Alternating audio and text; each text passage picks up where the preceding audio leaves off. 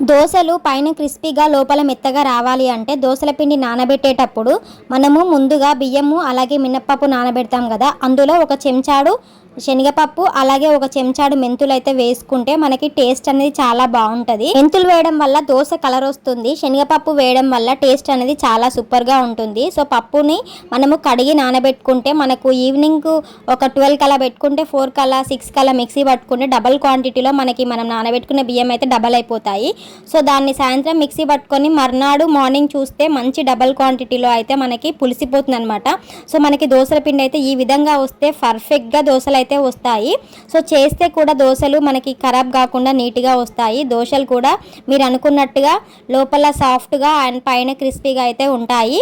సరే, ఈ వీడియోకి ఒక లైక్ వేసుకోండి. వెళ్ళే ముందు మన ఛానల్ని సబ్స్క్రైబ్ చేసుకొని వారు ఎవరైనా ఉంటే సబ్స్క్రైబ్ చేసుకోండి. అట్లనే మన ఛానల్ పైన ఒక కన్నేసి ఉంచండి. Thanks for watching. బాయ్.